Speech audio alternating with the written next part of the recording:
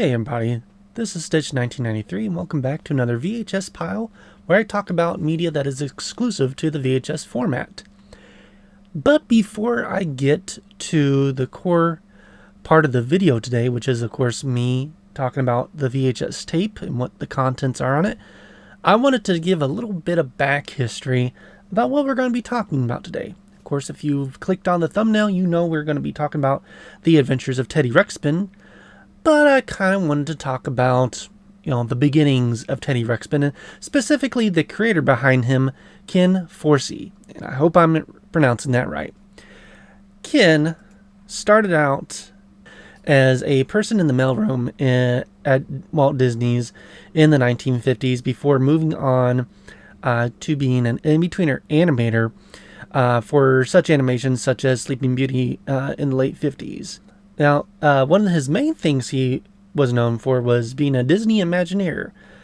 He helped create a lot of the theme park attractions for some of the Disney World's most notable rides, including the Tiki Room, It's a Small World, Country Bear Jamboree, and the Haunted Mansion.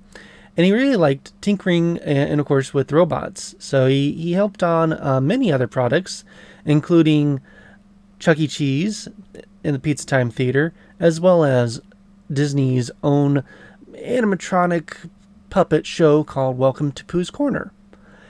But in the 1980s, he decided to create his own company called Alchemy 2, and he wanted to create a animatronic toy that could be bought at retail. He went with the teddy bear design and reached out to an Atari employee, Don Kingsborough. And as soon as Don saw Teddy Ruxpin, he knew it was going to be a success and immediately helped with putting it into production. Now, what's really interesting about this, of course, is, Teddy Ruxpin, blew up in the holiday sales and became kind of a overnight sensation. But WoW, as the company is known for, really helped with defining the 80s, and we can kind of thank this company for like the video game industry as a whole. So for those who don't know, in the early 80s there was a big video game crash. There was a ton of consoles, ton of games, and really everybody that could make a game and figure out how to make one was putting out, and there was no real quality control. There's the whole E.T. game that kind of was like the smoking gun, but it was just kind of a lot of bad video games and ports on top of consoles just coming out over and over again with not much difference in between them, and the prices and everything, and just kind of all collapsed in on itself, which meant that nobody really wanted to, at least in the US, sell video games by the time the Nintendo Entertainment System had come out. But Nintendo saw how WoW was doing with Teddy Ruxpin, as well as another product that they had around the same time, Laser Tag, and reached out to them to help sell the system to stores. And of course, with the some of the staff being ex-Atari employees, they could see that this was going to be the future of video games.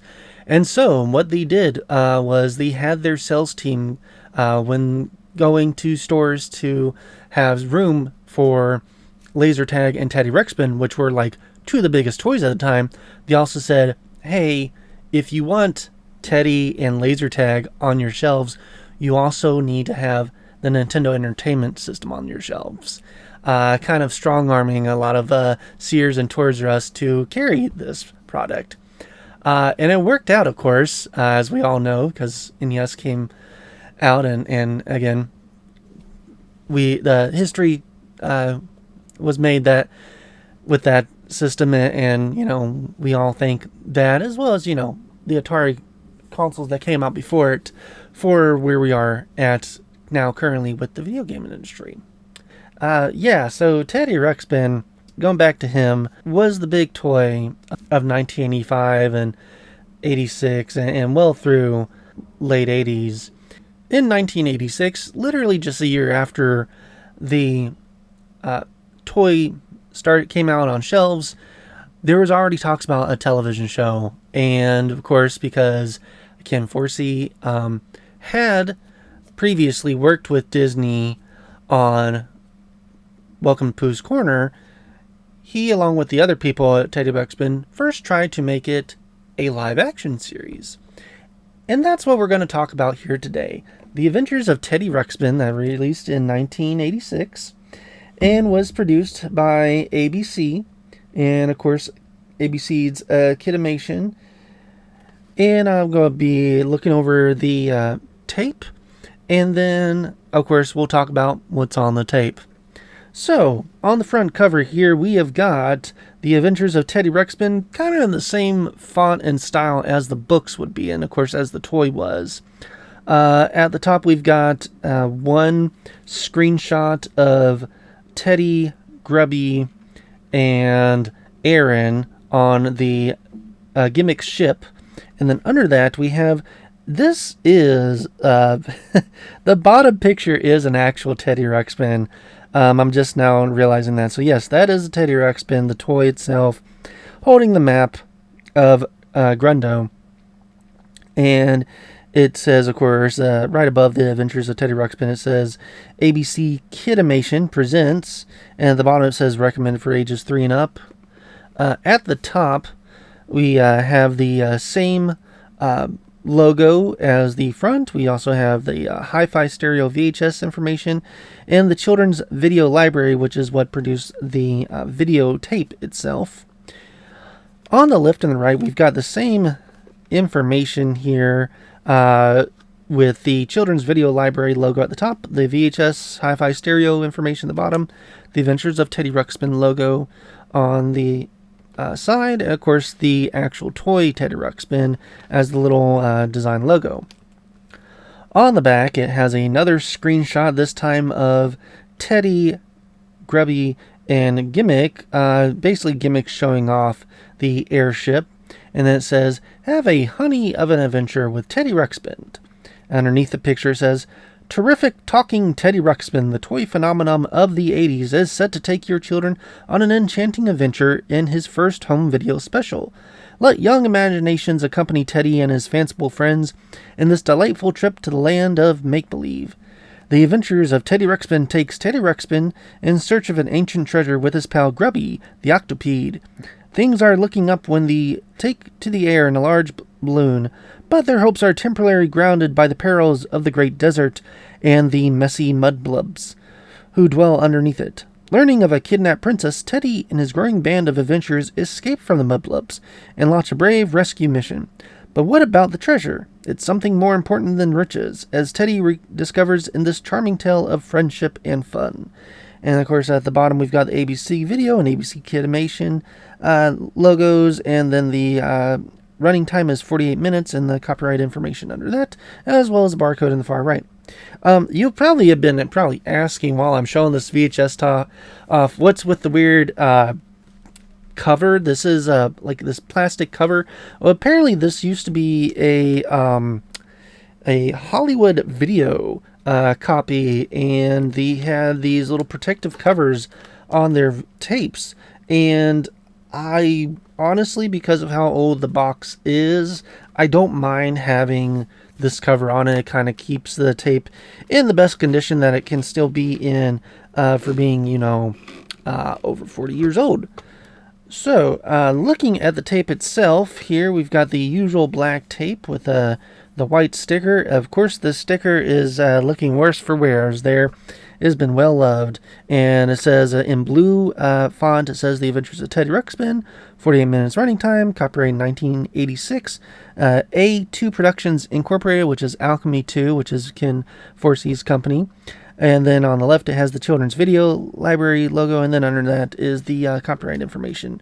Also, just kind of wanted to, I'll show a picture here. It has the Hollywood Video sticker on the front of it, as well as a little Hollywood Video barcode on the right-hand side. So, the actual tape is basically a pilot for the what would have been the live action show. It starts off with Teddy and Grubby searching the land of Grundo with a map for a treasure. Teddy says that he was given half of an amulet when he was young, and he's always wanted to adventure and try to find out what exactly is the other piece and what exactly is the treasure.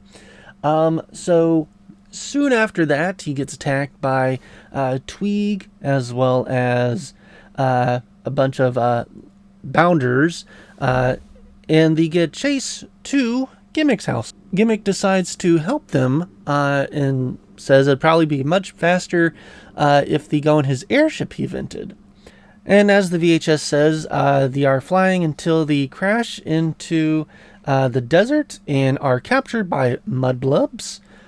And this is where we find Prince Aaron. Prince Aaron is searching for his lost sister, Princess Eruzia. With the help of Aaron, they do finally escape, and they travel back once again in the airship, and then land in a garden where they meet Woolly Wuzzet. Woolly Wuzzet is just this giant purple creature.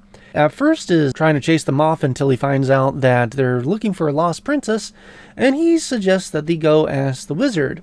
The wizard, he does show them where Princess Eruzia is, and that is that she has been captured by Gootangs.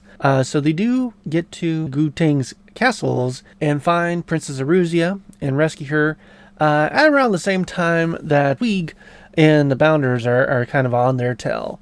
Tweeg gets attacked by the Gootangs, and so that gives Teddy and his friends the leg up, so they're able to get to the treasure room, find the other piece of the amulet, put it together, and find that friendship and imagination and a whole bunch of other stuff is the true treasure. So, you're probably wondering, well, if this was the pilot, what happened? Well, I guess you'll have to wait till next week for me to talk about the show. But if you enjoyed my talking about the VHS and want to see future VHS Pile videos, make sure to like and subscribe. And let me know, one, did you grow up with the Teddy Ruxpin toy? Or, knew somebody that had one?